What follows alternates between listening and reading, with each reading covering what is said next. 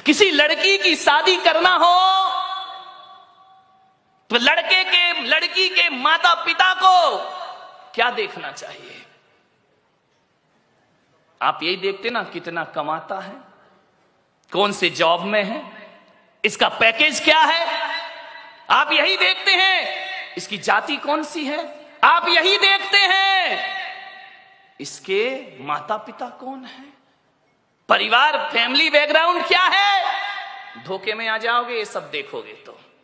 मैं पुलक सागर कहता हूं, फैमिली बैकग्राउंड अच्छा हो तो कोई जरूरी नहीं कि औलाद अच्छी हो। फैमिली बैकग्राउंड दशरथ का बहुत अच्छा था, लेकिन कैकेयी का चरित्र बहुत गड़बड़ था। ध्यान रखिए, फैमिली बैकग्राउंड अच्छा होने से बेटा अच्छा होगा जरूरी नहीं है। लेकिन मैं पुलक सागर आपको कहता हूं कि आपको यदि अपनी बेटी की शादी करना है, उसके हाथ पीले करना है, उसका रिश्ता लेकर के जाना है, तो ना घर देखना, ना परिवार देखना, ना आप ये देखना कितना कमाता है। आप तो ये देखना कि जिस लड़के से अपनी लड़की की शादी कर रही हूं, उसके दोस्त कैसे हैं, उसके यार कैसे हैं, उसके मित्र कैसे हैं। अरे पिता जैसा है बेटा वैसे ही होगा, कोई जरूरी नहीं है। माता जैसी है बेटा वैसे ही होगा, कोई जरूरी नहीं है। ध्यान रखना। लेकिन ये बिल्कुल जरूरी है कि दोस्त जैसे होंगे लड़का वैसा।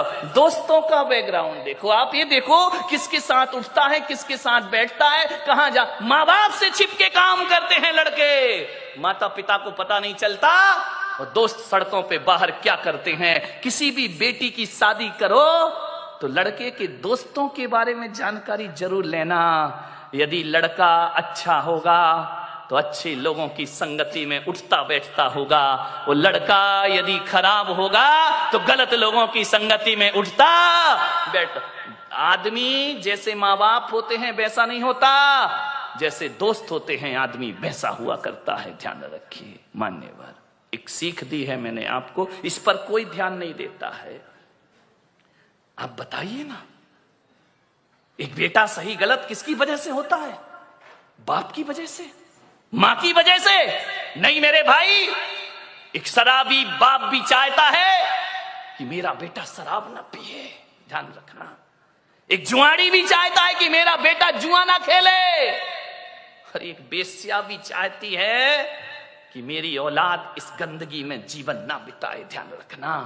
एक चोर ने भी ये सपना नहीं देखा होगा कि मेरा बेटा चोर बने। कोई माँ बाप औलाद को चोर नहीं बनाते हैं, कोई माता पिता औलाद को झूठ बोलना नहीं सिखाते हैं, कोई माता पिता शराब पीना नहीं सिखाते हैं, कोई माता पिता सिगरेट पीना नहीं सिखाते हैं। सिगरेट पीने वाला बाप भी चाहता है कि मेरा बेटा सिगरेट ना पिए। ध्यान रखना मान्यवर। मालूम है सिगरेट पीना कौन सिखाता है? दोस्त सिखाते हैं। सबसे पहले शराब पीना रिश्तेदार या माँ बाप ने नहीं सिखाया। शराबी बाप भी नहीं सिखाता है कि बेटा तू पी ले। ध्यान रखना। लेकिन सबसे पहले शराब पीना कोई सिखाता है तो दोस्त सिखाया करते हैं।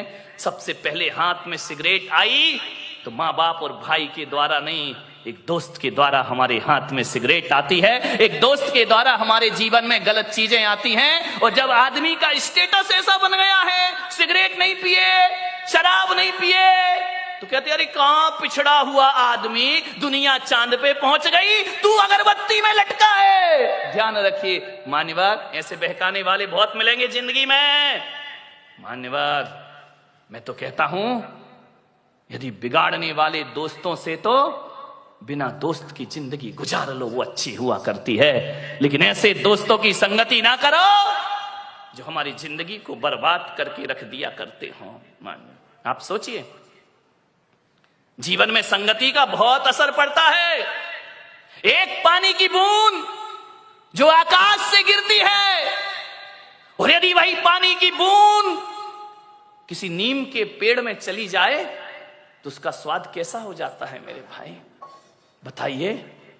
कड़वा हो जाता है। नीम जानते हो? नहीं जानते हैं तो बोलो ना जानते हैं, नहीं तो मैं समझदा तुम कुछ जानते ही नहीं हो। एक नीम के पेड़ में चला जाए तो स्वाद उसका कड़वा हो जाता है। वही पानी की बूंद गन्ने के खेत में चली जाए तो मीठी हो जाया करती है। वही पानी की बूंद यदि केले के पेड़ में चली जाए तो कपूर बन जाया करती है। वही पानी की बूंद यदि सांप के मुख में चली जाए तो हलाहल जहर बन जाया करती है। और वही पानी की बूंद नाली में चली जाए तो गंदी नाली हो जाती है। वही पानी की बूंद यदि समुद्र में गिर जाए तो खारी हो जाती है। और वही पानी की बूंद यदि सीपी के मुंह में चली जाए तो मोती बन करके निखर जाया करती है। बूंद एक ही है। ये इतने रूप क्यों हुए उस बूंद के? संगति के कारण से।